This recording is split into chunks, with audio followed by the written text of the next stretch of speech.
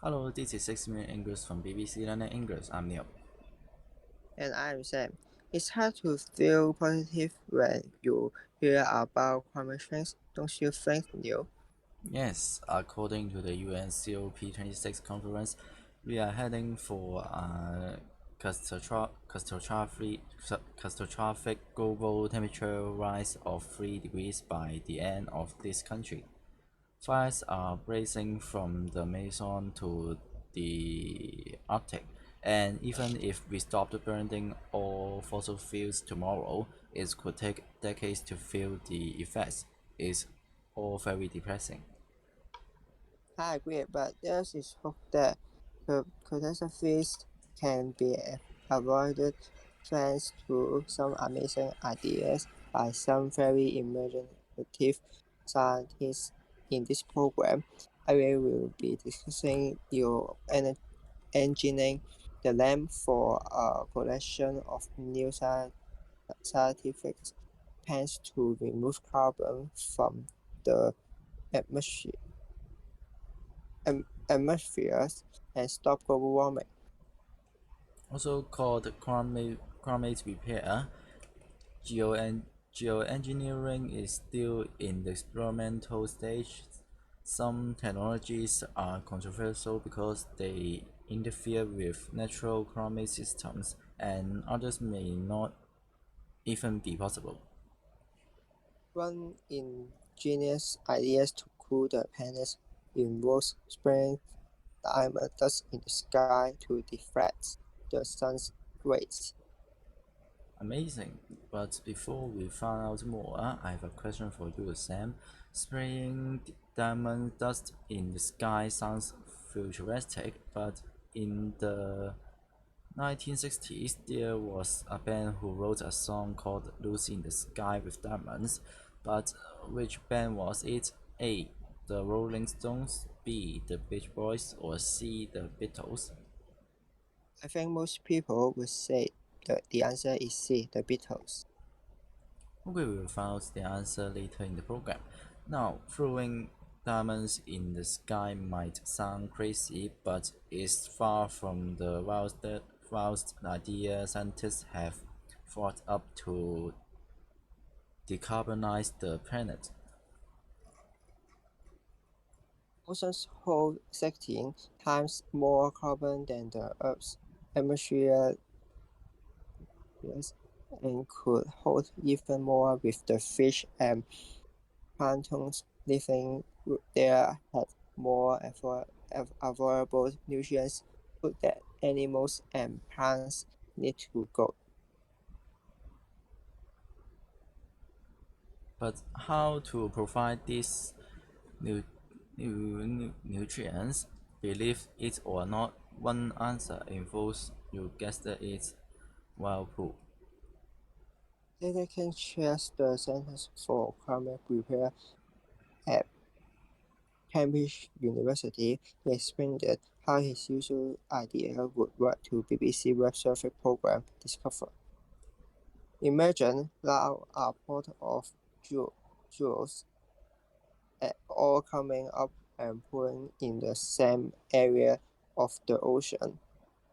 This could be in Atlantic currents and it could lead to something like 10,000 to 20,000 square kilometers being covered up in nutrients, including iron, and is renowned from observation today within 3 months that regions is chock-a-block with fish.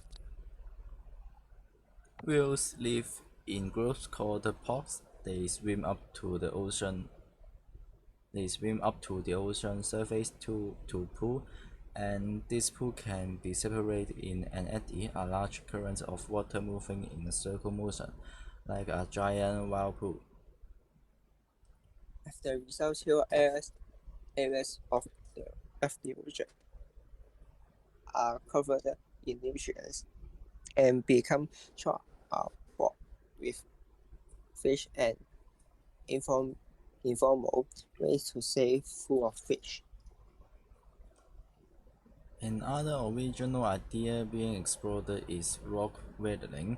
Carbon is slowly locked into rocks and mountains over thousands of years by natural geological process. This this literally groundbreaking idea would speed up the process by locking carbon into rocks that have been dug up through industrial mining. Recently, as a geochemist fish Professor James explains her ideas to BBC World Surface cover. For every ton of rock that's mined, only a very thin proportion, a couple of grams of that, is actually diamond. The rest of it is effectively waste. So my waste material is potentially a really great source of material that could be repurposed for enhanced rock weathering, and I think that's really good because it creates a circle economy. Mine for diamonds creates tons of waste rocks, which could be used to capture carbon. Professor Jones wants to reproduce this rock to find a new use for it. Not only would this lock more carbon, it also creates a circle economy, an economic model which involves sharing, reusing, and recycling products for us as long as possible to avoid waste and to reduce levels of carbon. All these ideas might sound strange, they are all theoretically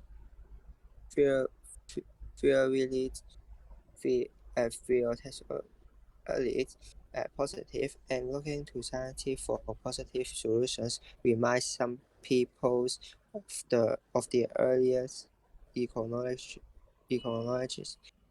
movement, which started in the 1916, and now 15 years later is being taken serious. Speaking of the 1960s, it's time to reveal the answer to my question, Sam. Yes, you asked me which 16 bands wrote the songs "Lazy in the Sky with Diamonds." I said confidently, "See, the Beatles." Which was, of course, the correct answer. John Lennon and Paul McCartney wrote the song in 1967, but I doubt even they could have predicted that it could inspire a scientific idea to save the planet. Okay, let's recap the vocabulary from the program, starting with nutrients, food that plants and animals need to grow. Whales and other sea mammals like dolphins live in a group called a pod. An eddy is a large current of water moving in a circular